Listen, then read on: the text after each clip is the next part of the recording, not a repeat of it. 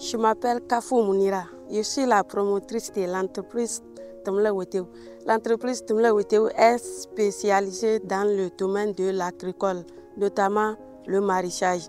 Elle est située dans la commune de Ouaké. Lors des fêtes de Tapasiki, je constate que les gens souffrent pour les moutons. Et de là, j'ai commencé le levage des moutons de la race de Niger. Les jardiniers venaient chez moi pour acheter les déchets des moutons là. Je me suis demandé qu'est-ce qu'ils font avec. Ils ont dit que c'est ça, ils utilisent comme l'engrais pour les produits de légumes et autres.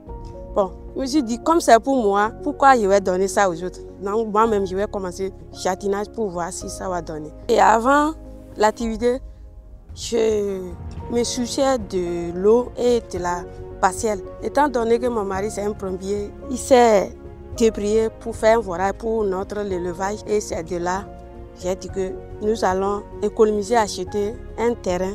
Et la partielle c'est pour lui, c'est vrai, c'est pour lui. Mais comme j'avais l'idée que lui n'a pas le temps, il m'a dit de se lancer.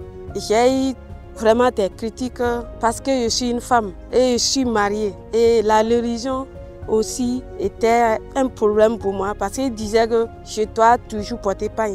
Voilà qu'au jardin, je ne peux pas porter pain. J'ai dit à mon mari de se calmer. Je vais lui donner un bon résultat avant qu'il n'accepte ce que je dis. Et j'ai ignoré ces gens de critiques.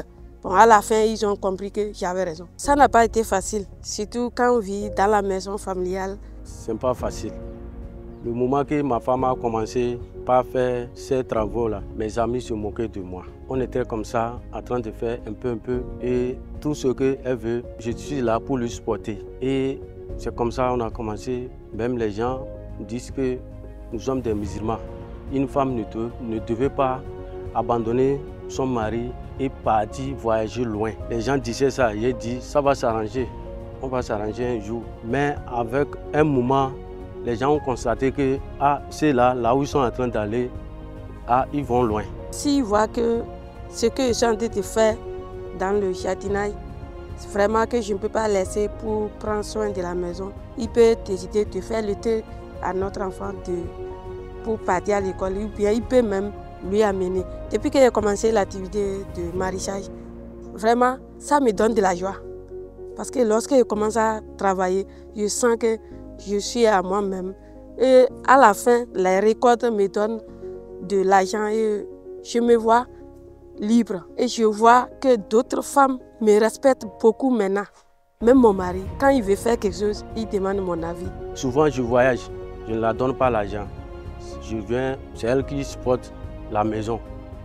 Et les enfants à l'école, souvent petit déjeuner, c'est elle qui donne les enfants. Pourtant, je ne suis pas là. Si je reviens, elle ne dit rien, ça m'a aidé. Beaucoup de choses, on doit supporter nos femmes.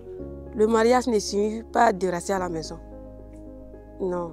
Et de cesser l'activité pour toi, de donner une grande liberté.